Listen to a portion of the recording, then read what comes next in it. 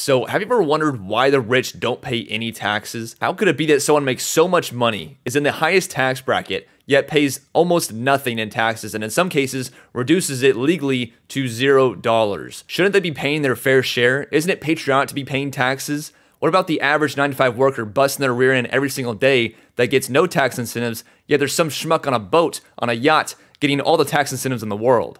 How is that fair? Look, I understand the basis for these arguments and these questions. After all, it's only natural for you to be asking these questions when a politician is shoving this agenda down your throat that the rich pay no taxes, and they use that to tap into your emotions and get your votes. What I will offer you in this video is a very analytical approach and explanation for this situation. My goal is not for you to like me. My goal is not to necessarily change your mind. Rather, I'm going to present the facts that I have learned from financial leaders on why the tax code is set up in such a way to allow the rich to not pay taxes. So give me a few minutes, let me present the facts, and at the end of the video, comment down below if you agree or disagree with this thought train. Personally, I think this is the best approach for our economy to be able to grow. But look, I could be wrong. You might have a better idea. Post it down below in the comments. All right, so first we need to make a very clear distinction, which is going to set the tone for this entire video. Your job as a member of society is not to pay taxes. Your job as a member of society is to economically produce value. I can say this with certainty because the tax code itself, 99.5% of that tax code is written on how to reduce your taxes through engaging in economically productive activities.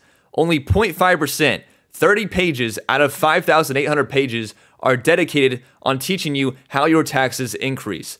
The other 5,770 pages is how to reduce your taxable income through engaging in economically productive activities. That should tell you something. So the next question that you will ask is why? Why has the tax code been set up in this way? Well, this shouldn't really come as a surprise to you, but the economy is extremely, extremely important. If we don't have an economy, we die. If we don't have food on the table, we die. If we don't have housing, our economy collapses. We're in a recession. If we don't have agriculture, oil, energy, jobs, our economy will collapse. So it should make clear sense to you at this point why the government has an obligation to ensure the economy stays in a healthy, growing condition. So all right, we recognize that the government has this obligation. So what happens next? Well, let's just say the entire government meets at a table. They all sit down at a table and discuss how the best way to go about doing this. Well, the first thing that they recognize is that there is not enough heads at this table, aka the government is not big enough to partake in all of the economically productive activities required to keep the economy in a healthy condition themselves, right? So the problem is that the government does not have the manpower, the time, nor the financial ability to take care of the economy themselves. They can't man all the farms. They can't run all the oil rigs. They can't design and manage every apartment complex in America. So it is determined then, just like any other business with limited assets, that they must outsource this work to someone else.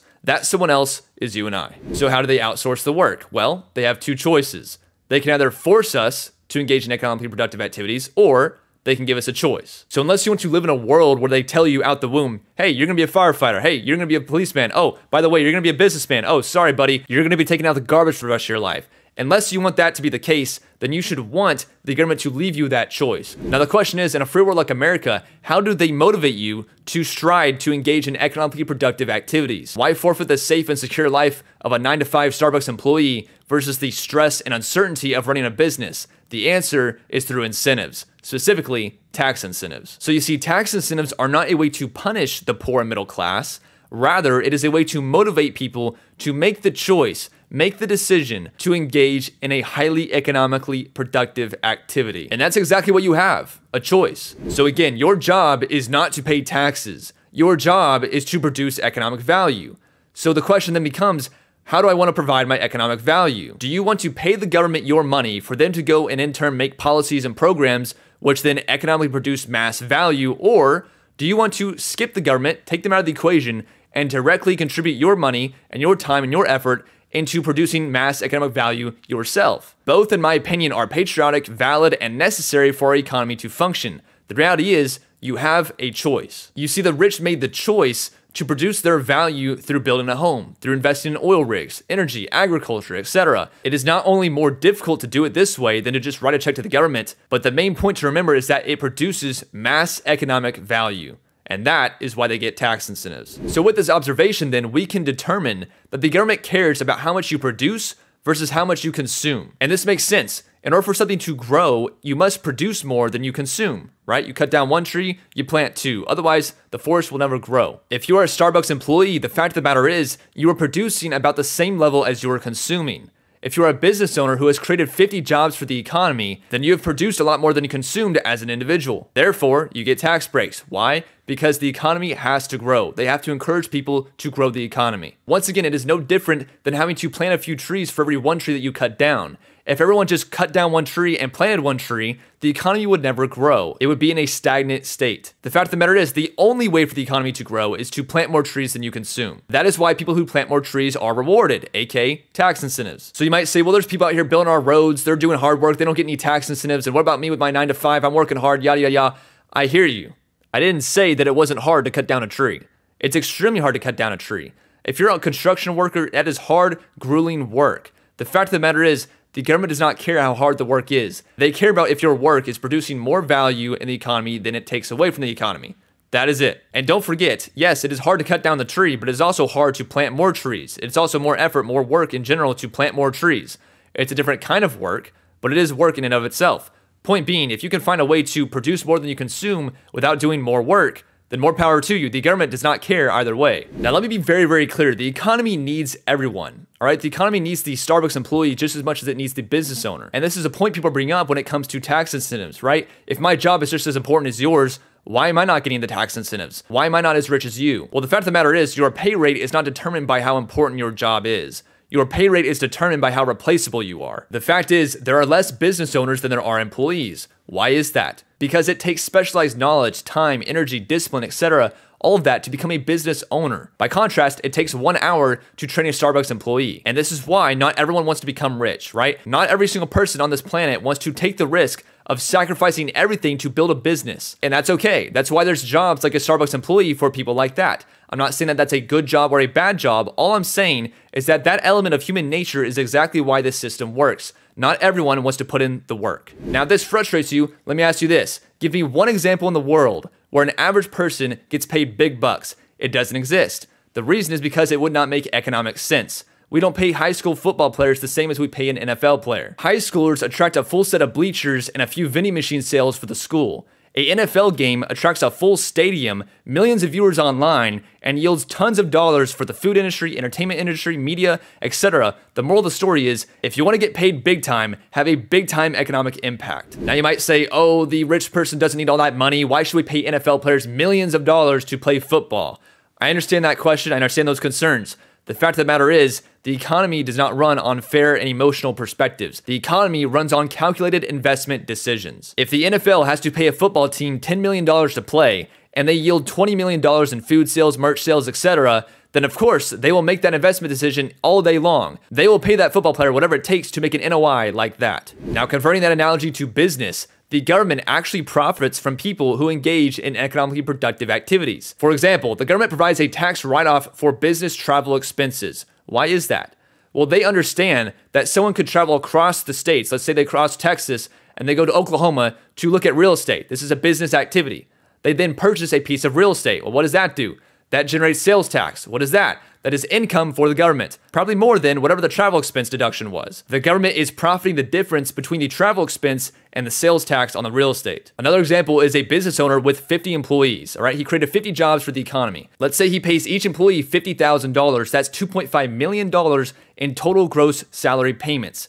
Let's say that, for example, each employee is taxed at 20%. This means that the government is profiting $500,000 by ensuring that this business owner continues to provide 50 jobs for these employees. So with that said, of course, it is in the best interest of the government to give tax incentives to this business owner to ensure, once again, that those employees keep their jobs. Another example is having kids. The government provides lots and lots of tax incentives for people who have children. Why is that? Is it because they just feel sorry that they won't eat their vegetables or keep you up at night? No, of course not. It's the fact that the government understands these children will grow into adults who will get jobs that then pay the government, or they will choose to directly contribute to the economy in a massive way themselves. Now you might say, well, the rich are selfish for keeping excess money in their pocket. They don't need all that extra money. Firstly, I would say I agree with you to an extent. I don't think that someone should just hog all their money for themselves.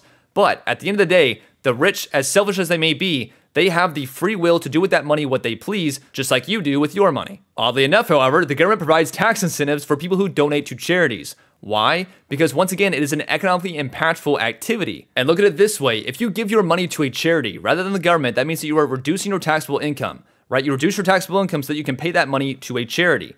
Are you saying that it's less patriotic to do that? Give your money to a charity rather than give your money to a government? Of course not. No one's making that argument. The fact of the matter is that this action is just like everything else we discussed today. You are skipping the step of the government and instead going directly to the source in order for you yourself to engage in an economically productive activity. That is why donations, just like everything else we discussed today, results in tax deductions. Now, if by some measure you still think the rich are selfish for not paying so much in taxes, then let me offer you the following counter argument. What if I told you that I think you are selfish for spending your excess hours on a couch or on your bed watching Netflix rather than building a business or impacting the economy in a massive way? You see, the selfish argument can go both ways. People often overlook the amount of work and effort and sacrifice it takes to build an economically productive activity. The rich are rich because they are producing mass economic value. Should I call you selfish for spending your time on a couch rather than building a business in your free time? No, of course not. You do with your time what you please. That's why you have free will. Last point I want to address is this concern of fairness, all right? It always comes up that there are certain people that are rich that were just born that way. They didn't deserve it. They didn't work hard. I recognize that these scenarios exist, and I will go as far as to say that it is just a byproduct of life being unfair. Let me leave you with a thoughtful counter argument. Life is not fair. It's never been fair. It's never going to be fair. And it couldn't be fair because if it was, we would not have free will. It is not your job or my job to make it fair. Our job is to analyze the cards we've been dealt up until this point in life and determine the best move for us personally going forward. And if we could help other people along the way, then great. But the fact of the matter is, what I find most cases, you have to take care of yourself to some degree, oftentimes before you can significantly help others. So you see, I am simply the messenger here, all right? The tax code, the way it is written, proves that the government wants you to engage in economically productive activities. You can either do that by paying the government your tax dollars, or they can give you tax deductions for choosing to engage in economically productive activities yourself. It is really that simple. Anyway, guys, that's going to be it for today's video. Make sure you leave a comment down below saying if you agree or disagree. I am always open to hearing different opinions and having conversations. Leave a like if you enjoyed, subscribe for the journey, and I will see you in the next one. Peace.